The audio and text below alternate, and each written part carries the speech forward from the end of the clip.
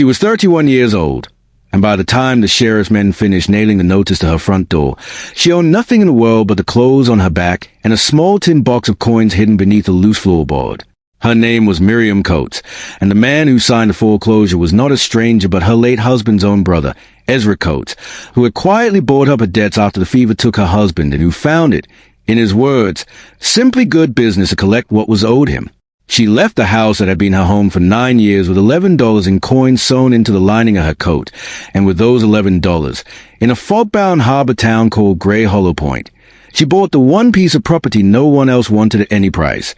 The old Hollow Point Lighthouse, decommissioned, storm-battered, and abandoned for almost 20 years, sold at auction for $6 because the county simply wanted it off its books. Every soul on the wharf who watched her raise a hand at that auction called it the surest sign yet that grief had finally broken her. What none of them knew, what Miriam herself did not yet know as she climbed the crumbling steps and pressed a palm against the cold stone wall, was that sealed behind that wall was a secret kept by a man long believed lost at sea, a secret that would not only give her back a life worth living but would return to an entire harbor town something it had spent 2 decades believing the ocean had swallowed forever. Settle in, and let us tell you the story of Miriam Coates. If tonight finds you watching from a place that feels forgotten, or from a season of your life that others have written off, we would love to hear where you're watching from in the comments below. Miriam Coates was born in the spring of 1861 in Gray Hollow Point, a small fishing and shipping harbor tucked into a rocky stretch of the northern coast, where the fog came in most mornings thick enough to swallow the masts of the boats moored along the pier.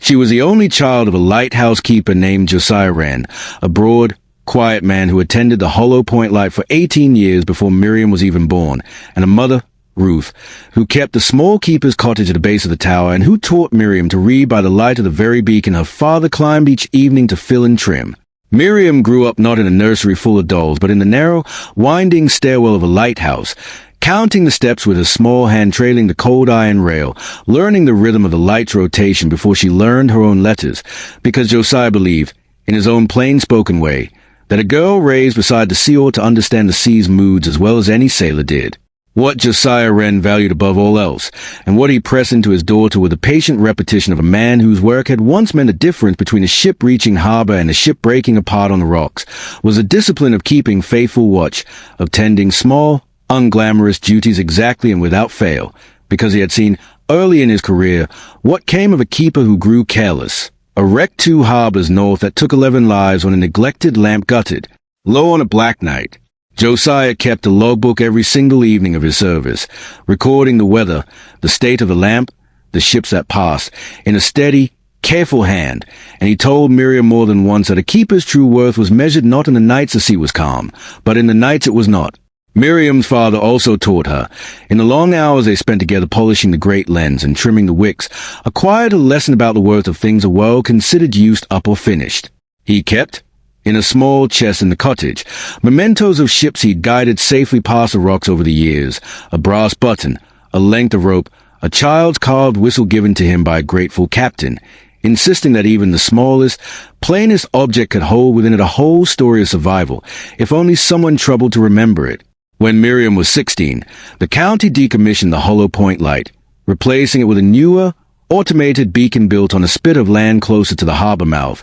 and her father, though he understood the necessity, grieved the closing of the tower he had tended nearly his whole life as though he were grieving a person, and Miriam never forgot the sight of him standing at its base the day the light went dark for the last time, his hat in his hands. Josiah Wren died 3 years later, in 1880, of a lung ailment that had crept up on him slowly after decades of damp sea air, and it was around this same time that Miriam, then 18, met a young shipwright named Daniel Coates, a steady, good-humored man who worked in his family's small boat-building yard at the edge of the harbor. They married the following year, and Daniel's younger brother Ezra, 2 years his junior, served as a witness at their wedding, a fact Miriam would later turn over in her mind many times with bitterness she tried hard not to let harden into something else. Daniel and Miriam built a modest, contented life together in a small house near the boatyard, and though they were never wealthy, they were, for 9 years, happy in the particular quiet way of 2 people who trusted each other completely,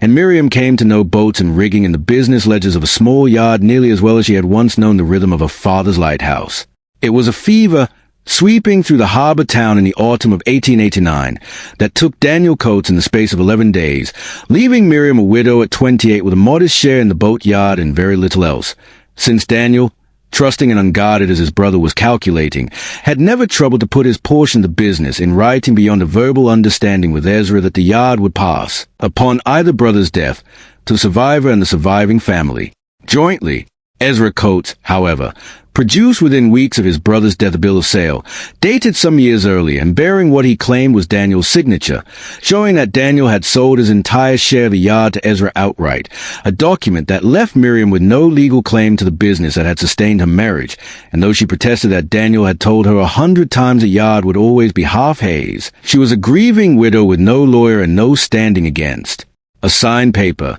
and the matter was settled quietly, without a hearing, in Ezra's favor. What followed was 3 long years of diminishment that Miriam bore with the same quiet discipline her father had taught her at the base of a lighthouse stairwell. She took in mending and kept accounts for 2 of the smaller shops along the wharf, scraping together just enough to keep the small house Daniel had built for them, until a poor season of storms damaged the roof beyond what her mending money could repair, and Ezra Coates, who held the note on the house through a debt Daniel had once taken on to expand the yard, called that note due in full, knowing full well Miriam could not possibly pay it. The foreclosure notice came on a gray October morning in 1892, and Miriam left the house 3 days later with $11 sewn into her coat lining, money she had kept hidden beneath a floorboard against exactly this kind of ruin, because her mother, Ruth, had once told her wife ought always to keep something set aside that no one else knew of. She walked that morning down toward the harbor, past a boatyard that had once been half haze,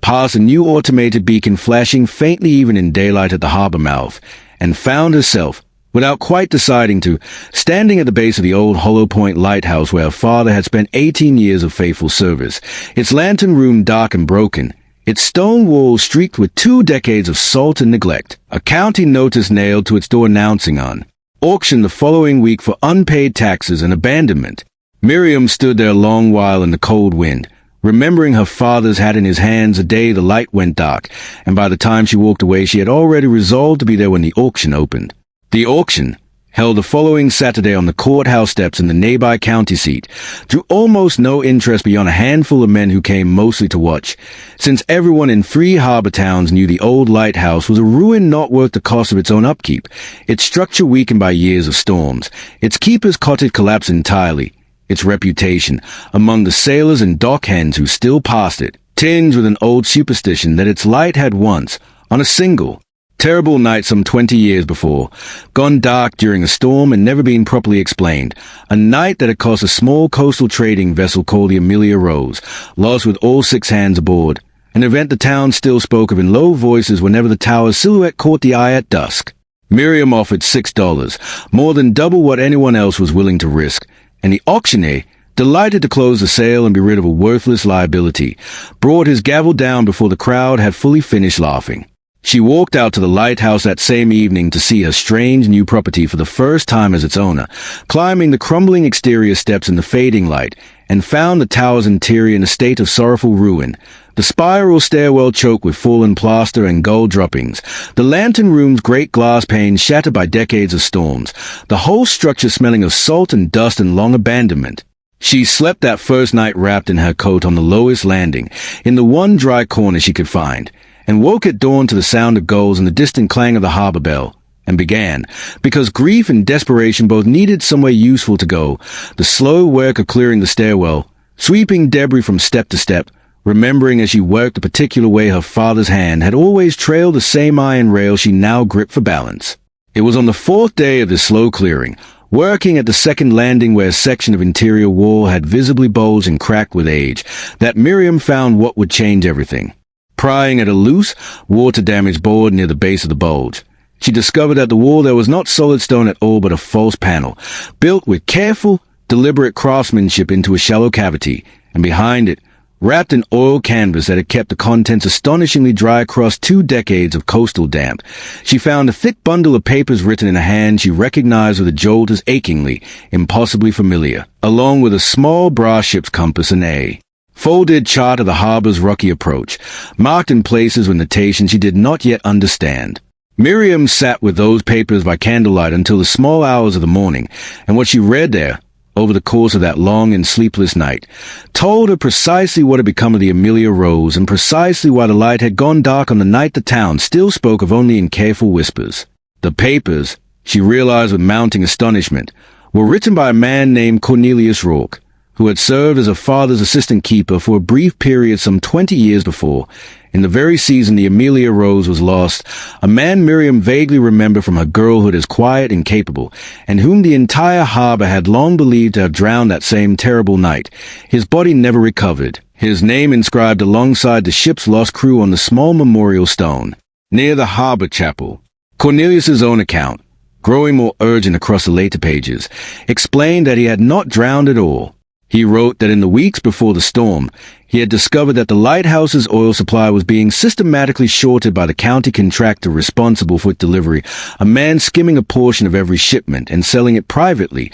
leaving the light dangerously underfueled on nights of heavy weather, a fraud Cornelius had reported to the county authority overseeing the coast's lighthouses, only to be told the matter would be looked into in due course. On the night the storm struck, Cornelius wrote, the lamp gutted and failed precisely as he had feared it would, at the worst possible hour, and the Amelia Rose, running for harbor in blinding rain with no light to guide her past the rocks, struck the shoals and was lost with all hands within sight of the very tower meant to save her. Cornelius's account grew almost frantic across its final pages as he described the aftermath, how the county contractor, fearing exposure and ruin to the truth of the shorted oil supply of the surface, had begun making pointed, threatening visits to the lighthouse in the days following the wreck, and how Cornelius, terrified and grieving the 6 lives he believed his failure to force the matter sooner had cost, made the fateful decision to disappear entirely rather than face what he was certain would become either a violent silencing or a scapegoating that would see him hang for negligence that was never truly his own. He wrote that he intended to leave evidence of the fraud sealed safely within the lighthouse itself, in a hidden cavity he had built into the second landing wall during a previous repair, trusting that the tower he had served would keep the truth safer than he himself, a hunted and frightened man, ever could on the open road, and that he meant to return once enough years had passed for the danger to fade, and set the record straight. Cornelius Rourke, it seemed from the abrupt, unfinished quality of his final entry, had never returned, whether from fear, misfortune, or an inability to ever safely find his way home to a town that believed him drowned. Miriam could not say, but his last page, dated the very night after the wreck, ended with a hurried note naming the contractor responsible, a man named Silas Broom, and expressing his hope that whoever eventually found these papers would see that the 6 souls lost aboard the Amelia Rose, and his own name alongside theirs on that memorial stone, were finally given the truth they deserved rather than the quiet, convenient lie the county had allowed to stand for 20 years. Miriam sat with that name, Silas Broom, turning it over with a slow, dawning horror, because she knew it. Silas Broom was no longer merely a county oil contractor. In the 2 decades since the wreck of the Amelia Rose, he had built himself into one of Grey Hollow Point's most prominent men, a harbor commissioner now, respected and comfortably wealthy, a man who sat on the very board that had, coincidentally or not, approved Ezra Coates's dubious bill of sale without so much as a formal hearing, and who counted Ezra among his closest associates on the wharf. The realization settled over Miriam slowly, the way cold settles into a stone tower after the fire dies. The man who had let 6 sailors drown to hide his own fraud, and the man who had stolen her husband's share of a family business with a forged signature, moved in the very same small circle of comfortable, unquestioned respectability, and had done so for 20 years while men like Cornelius and women like herself paid the quiet cost of their convenience. What Miriam needed, she understood, turning the problem over with the same patient discipline her father had once applied to the steady keeping of his nightly log, was not merely to quietly clear Cornelius Rourke's name, though that alone would matter enormously to whatever family he had left behind, but to expose, publicly and undeniably, Silas Broom's fraud in a way the county could no longer politely overlook, since doing so honestly might also, at last, cast enough doubt on the character of the men in his circle that Ezra Coates's own conveniently forged bill of sale might finally receive the scrutiny it had always deserved. She began, carefully, to to make inquiries, first with the elderly harbor chaplain who still tended the small memorial stone and who remembered Cornelius Rourke fondly as a gentle,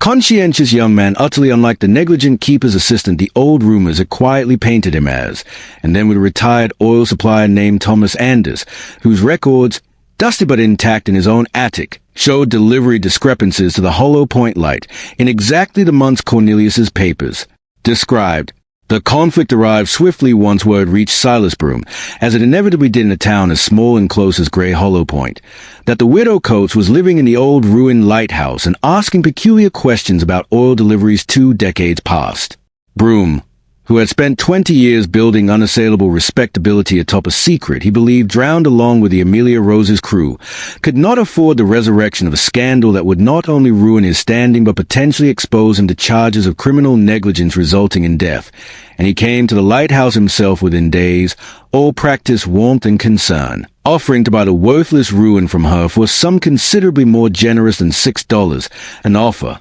Miriam recognized instantly as a man attempting to bury a threat before it could fully surface. She declined, calmly, and watched something cold settle behind his practiced smile before he left. The pressure that followed was as predictable as it was uncomfortable. The chandler who had agreed to sell Miriam lamp oil and supplies at a fair rate for her small repairs suddenly found himself unable to extend her credit. Whispers moved along the wharf, never traceable directly to Broom, suggesting the widow Coates's grief had curdled into some unhealthy obsession with a haunted ruin, a rumor calculated to undermine any claim she might later bring before the Harbor Commission. Miriam understood she could not simply confront Broom directly, not when he sat on the very board that governed such matters and had spent 2 decades cultivating relationships with nearly every official who might otherwise take her seriously, and so she resolved instead to do what her father had always taught her a keeper must do, assemble a record so careful, so faithfully corroborated, that no comfortable convenience could quietly explain it away. She spent the following weeks visiting Cornelius Rourke's surviving family, an elderly sister named Constance who still lived 2 towns north and who had spent 20 years believing her brother a careless drowned man rather than the conscientious whistleblower his own papers now proved him to be, watching Constance's disbelief give way first to a grief renewed, and then to a fierce, hardening resolve once she understood the truth. Miriam also gathered Thomas Anders's delivery records and a written statement from the harbor chaplain regarding Cornelius's character, and carried this full account personally to the Regional Maritime Authority in the port city 2 days' journey south, a body with jurisdiction over the Harbor Commission itself and no particular loyalty to Silas Broom, requesting a formal inquiry into both the 20-year-old wreck of the Amelia Rose and the conduct of the commissioner presiding over Hollow Point's waters. Broom, sensing the ground shifting as families along the wharf who had lost kin aboard the Amelia Rose began quietly comparing notes among themselves, attempted one final maneuver, pressing the local harbor board, stacked with his own allies, to rule swiftly that Miriam's discovery of old papers and condemned structure entitled her to nothing beyond ownership of a worthless ruin. An attempt to close the matter locally before the more distant and less compromised regional authority could ever convene its inquiry. It was Thomas Anders's own son, a young clerk who had grown quietly troubled by what he observed of Broom's maneuvering behind closed doors, who warned Miriam that the local board intended to issue its ruling within days, urging her to reach the regional authority before that ruling could take hold and complicate everything. Miriam traveled south herself without delay, arriving weary with Cornelius's papers, the chart, and her own carefully assembled account in hand, to find that the Regional Maritime Authority, informed in advance of the matter's urgency, had already agreed to convene an emergency hearing before the local board's ruling could interfere. The hearing unfolded with the same careful weight such reckonings always seemed to carry, Constance Rourke describing the brother she had spent 20 years mourning as a coward rather than the man his own hand now proved him to be, Thomas Anders's delivery records confirming a pattern of shortage that matched exactly the months before the wreck, and Cornelius Rourke's own account, corroborated by the physical chart and its notations of the fatal night's conditions, standing as evidence no honest official could dismiss as coincidence or convenient fiction. The authority's chief investigator, examining Broom's own decades-old contracting records alongside this testimony, found further discrepancies that had simply gone unquestioned for 20 years by a harbor commission with every incentive not to look too closely at one of its own.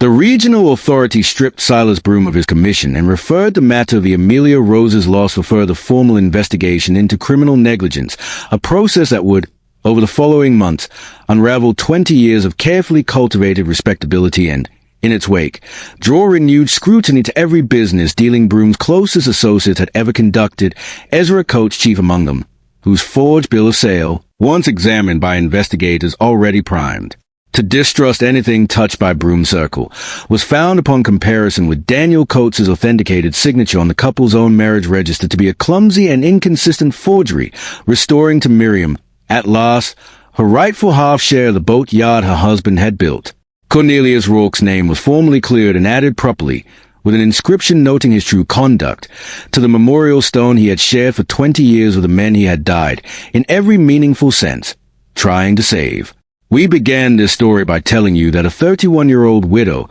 cast out with nothing, spent her last coins on a ruined lighthouse nobody wanted, and that behind its walls lay something that would change her life beyond anything she could have imagined. Now you understand what she found there, not merely the truth of a wreck the town had quietly misremembered for 20 years, though that alone would have been enough, but proof of the fraud that had stolen her husband's legacy, and a debt of truth 2 decades overdue finally paid to the families who had never stopped quietly grieving without ever understanding why. Miriam Coates never forgot her father's hand trailing that same iron rail, his conviction that faithful, patient watching mattered most on the nights it seemed to matter least, and she answered the judgment cast upon her not with anger but with the same steady discipline he had given every night of his service, until the truth, properly recorded and properly witnessed, could no longer be denied. She rebuilt the lighthouse in the years that followed, not as a working beacon but as a small keeper's museum honoring both her father and Cornelius Rourke, and she lived out her days in the cottage she raised again at its base.